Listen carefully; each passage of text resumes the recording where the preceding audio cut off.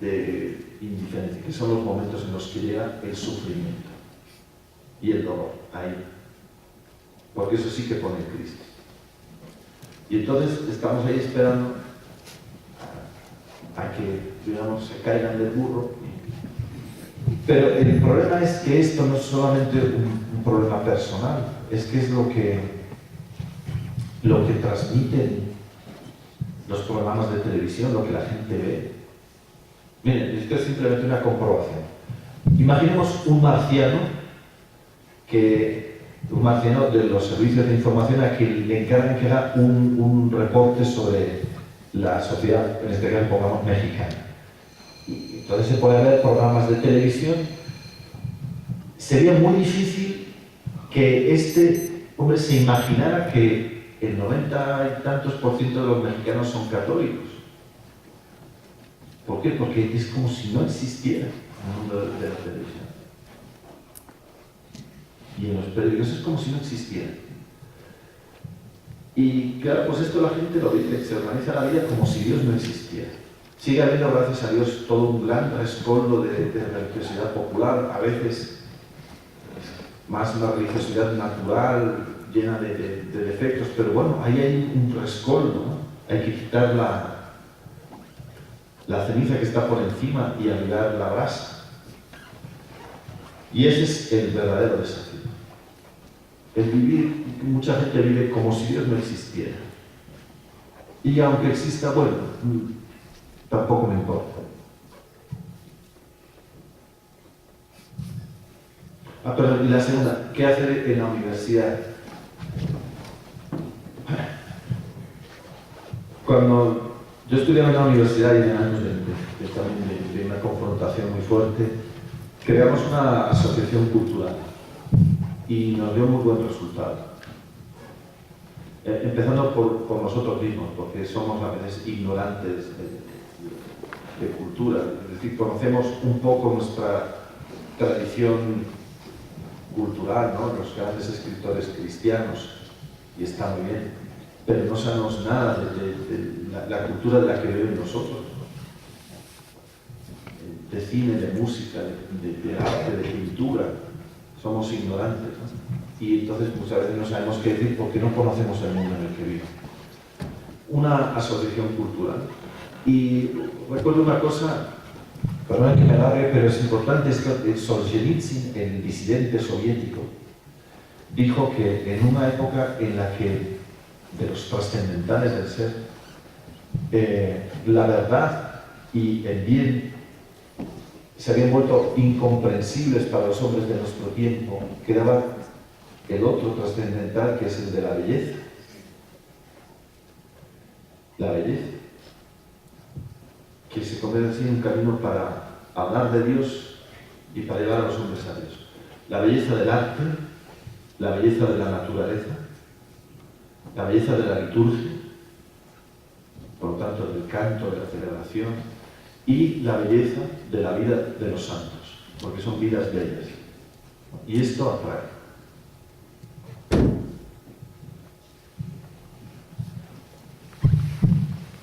Un par de preguntas más, si gustan participar.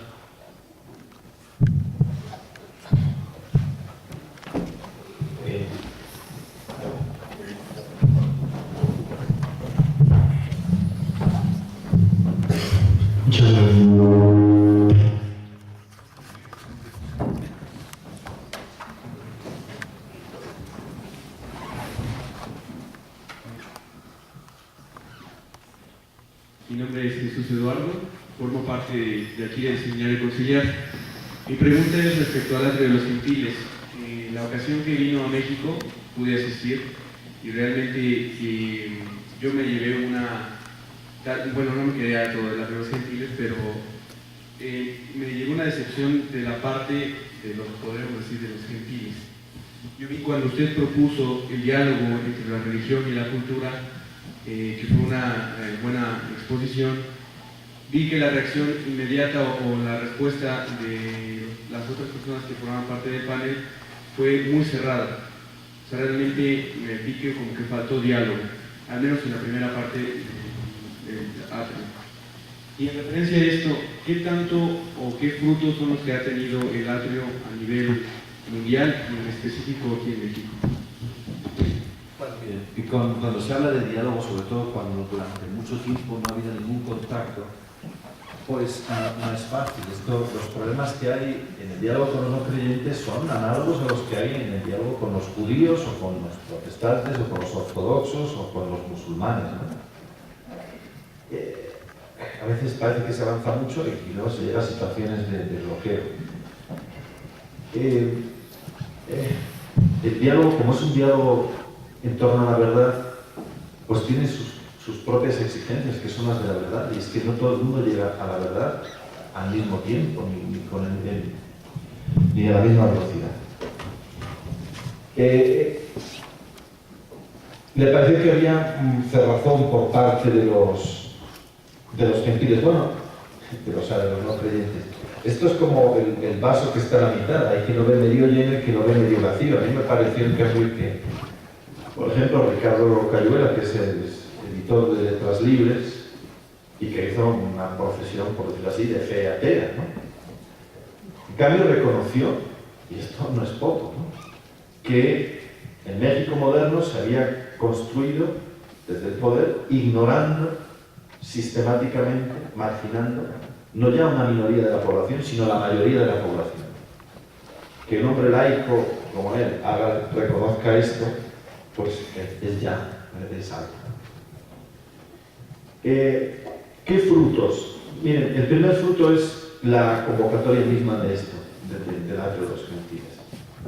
Claro, no siempre hay suficiente espacio de diálogo, a veces es una superposición de intervenciones, pero el hecho de que algunos acepten una invitación a intervenir en algo así ya es mucho, ¿no? Y esto ya es un pequeño paso. Por otra parte, a veces nosotros pensamos que el diálogo significa que por fin los ateos van a reconocer que están equivocados y se van a convertir. Bueno, eso es lo que deseamos, pero no nos toca a nosotros ni está en nuestra mano hacer que suceda inmediatamente.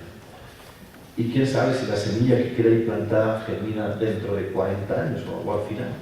Se encontrarán cuando despierten a la luz que aquel a quien han combatido, a quien han buscado sin saberlo, pues tiene un rostro concreto que es Jesucristo. Por lo tanto, el primer fruto es que se realice. Ahora, hay ya algunas realizaciones concretas. El penúltimo atrio de los gentiles, porque el último que se inicia mañana en Asís, se tuvo en Estocolmo. En Estocolmo, esta convocatoria del atrio de los gentiles la organizó la Iglesia Luterana Sueca, tomando la idea del Papa. No robando la idea, sino tomándola y invitando al cardenal Ravasi, el cardenal de Roma, que viene a Suecia a un encuentro que organiza la Iglesia Luterana Sueca con la Academia Sueca de las Ciencias, que es, para entendernos, como la UNAM, un santuario de la laicidad donde no puede entrar nada religioso. Y es que en Suecia, que es uno de los países más avanzados del mundo, con uno de los sistemas democráticos más estables y serios, el modelo de la socialdemocracia perfecta, el único tabú que subsiste en la sociedad hiperliberal, el único tabú que subsiste es la religión. Usted puede hablar con los amigos en público de cualquier cosa, de sexo, por supuesto, de política, no hay problema. Menos de religión, es de mal gusto. Bueno, aquí existe este prejuicio también, ¿no? Hablar de religión es de mal gusto porque eso es una cosa privada, que es exactamente lo contrario de lo que sucedía hace 100 años. Hace 100 años se decía, no, hablar de sexo, eso son cosas íntimas, son cosas de alcoba que no tienen que salir fuera. Bueno, pues ahora es al revés, ahora es, de religión no se habla, porque eso son intimidades. Bueno, ¿cuál es el fruto? Que se ha hablado de Dios en la Academia Sueca de las Ciencias. El tema del encuentro era Dios. Porque lo que quería el Papa cuando propuso esto es la cuestión de Dios no puede faltar en el debate público. La pregunta por Dios, que es en el fondo la pregunta por el sentido último de todo. Este mundo en el que vivimos, ¿qué sentido tiene? ¿De dónde viene? La pregunta por Dios es la pregunta del sentido último. Miren, dejémonos de cuestiones pequeñas de iglesia, Estado, que eso a fin de cuentas son minucias. La verdadera cuestión es saber si el todo este mundo procede de una materia irracional o si en el origen de todo hay una voluntad libre que me ha querido. Por eso la cuestión de Dios es la más importante, es la cuestión última, y nos enzarzamos a veces en las penúltimas. Y el objeto del Atrios Gentiles, en el fondo, tal y como lo propuso el Papa, es plantar la pregunta por Dios en el debate público, que se hable. Ocultar la pregunta por Dios es caer en la superficialidad, en el aburrimiento, en entretenerse en arabescos, en cosas insignificantes.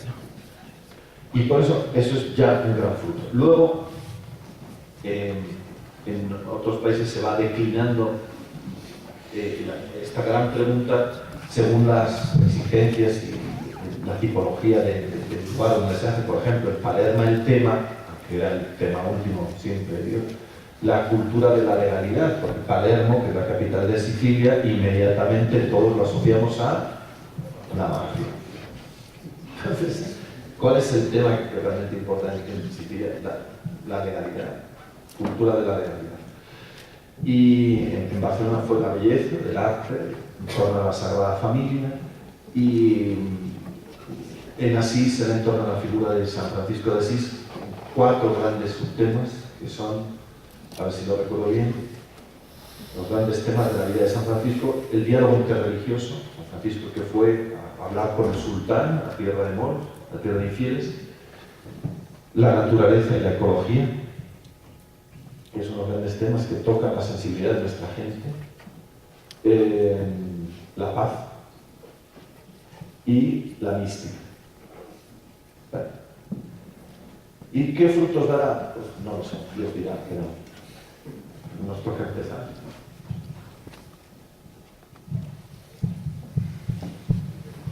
¿Y una pregunta más?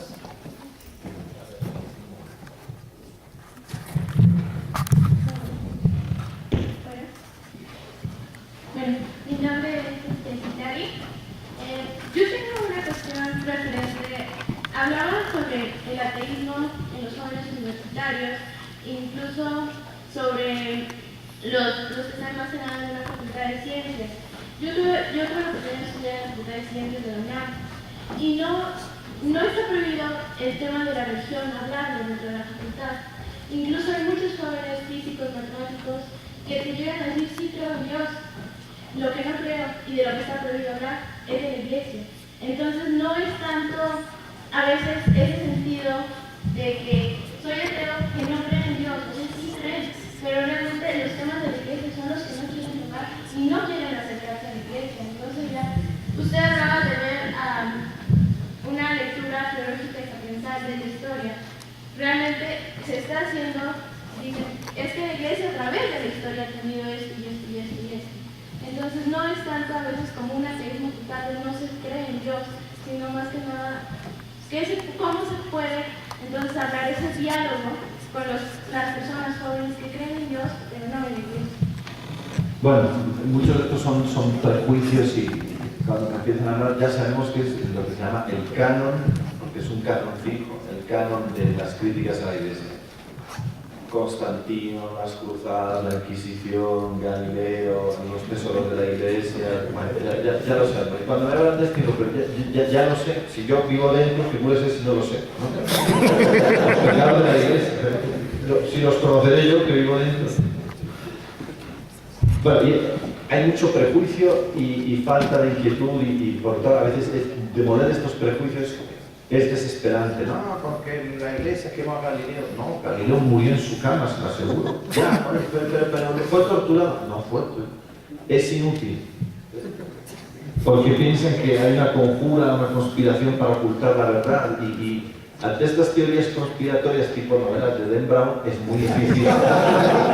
Cuando lo del código Da Vinci me pasó esto, que yo decía, esto teóricamente no tiene fundamento. Entonces la respuesta era donde me decían, no, que es verdad, que es verdad. La Iglesia ha ocultado estas cosas. Y son tonterías, hombre. Entonces, o eres parte del sistema y eres engañador, o eres un pobre engañado, un pobre iluso que todavía sigue tragándose esas mentiras. Y es muy difícil acabar con estas mamarrachadas. Bueno. Porque es decir, porque no, que es mentira, ya, porque usted es del sistema y está tratando de ocultarlo, ¿no? Que te lo digo de verdad que no es así. Entonces eres un pobre infeliz que todavía sigue creyendo lo que le contaron. Bueno, digo dos cosas. Uno, hay en general una mayor apertura a las grandes preguntas en las facultades de ciencias que en las facultades de letras. Están mucho más cargadas de prejuicios y mucho más ideologizadas las facultades de humanidades que las de ciencias en general. Antropología cultural, sociología, historia, es donde ha quedado el análisis marxista de la sociedad radicado y enquistado mucho más fuerte. En cambio, en las facultades de ciencias duras, entiendo principalmente física, matemática, biología en parte, claro, es inevitable plantearse la pregunta última, ¿no? Cuando se habla en astrofísica, bueno, ¿y esto de dónde viene? ¿No? Y al menos plantearse la pregunta. Y por eso me parece normal que haya más gente que yo creo que en el fondo tiene que haber algo detrás de todo esto. Siguen subsistiendo los prejuicios anticatólicos, anticlericales. Bueno, eso me preocupa menos porque se pueden ir aclarando. Ahora, lo que es clave en estos lugares es que haya personas, por decirlo así, bilingües o con doble ciudadanía, muy bien formado, es decir, por ejemplo, un físico muy bien formado en teología, que sea capaz de dar una respuesta a la altura de las preguntas que se plantean. O bien un teólogo que se meta a estudiar en serio física, matemáticas o biología. Esto estoy de acuerdo que no es para todos, pero tiene que haber algunas figuras de estas. El padre, por ejemplo, de la teoría que se conoce como Big Bang es Lemaitre, que es un sacerdote belga. El nombre de Big Bang lo pusieron para reírse de él. Lo que pasa es que hizo oportuna la expresión. Decían que él lo que quería era demostrar la creación. Y decían, no, mire usted, la creación es otra cosa. Creación es un concepto metafísico. Yo estoy hablando aquí de lo que había antes, es decir, la creación es antes del tiempo. Yo estoy hablando de T igual a 0, que es otra cosa, esto es física, ¿no? Pero él podía hablar con Einstein y con sus colegas porque lo veían como un interlocutor creíble. Entonces, si en estos ambientes hay interlocutores creíbles, después es más fácil andar desmontando prejuicios que son secundarios. Por eso, les decía, es muy importante la formación en un campo de la cultura moderna, en ciencias, o en literatura, o en arte, o en pintura. Entiendo que no es para todos y no todos damos para meternos a estudiar matemáticas ahora, ¿no? Pero estoy seguro de que aquí hay alguien que siente también esta vocación y que no es incompatible con la vocación sacerdotal. El padre Lemaitre tenía esta atracción por la física. Lo habló con sus superiores y le dijeron, pues nada,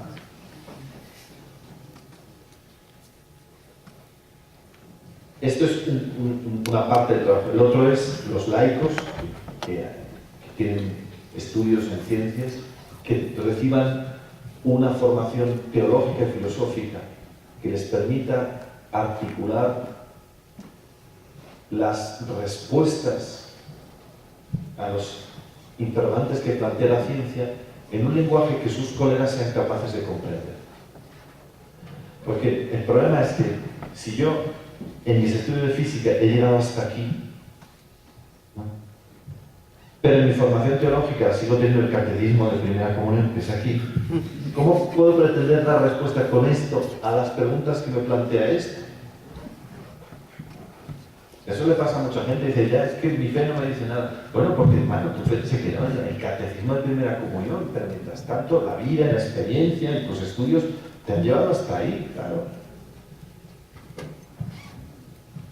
Bueno, disculpen que, como decimos en España, me enrollé.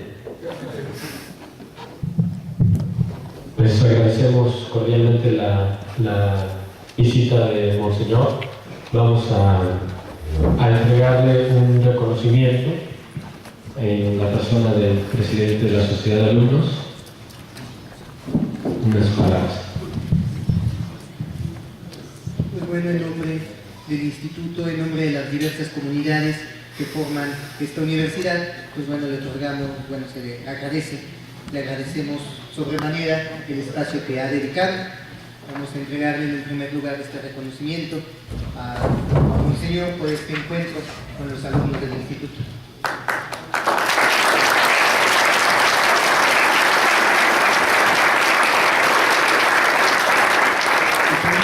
Y por esta misma línea del agradecimiento, le entregamos 3 ejemplares del libro anual del ICE.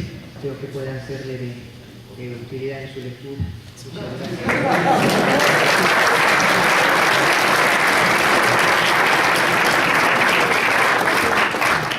Pues damos por concluido este coloquio y esperamos pues haya sido un espacio de crecimiento y motivación para todos nosotros. Muchas gracias.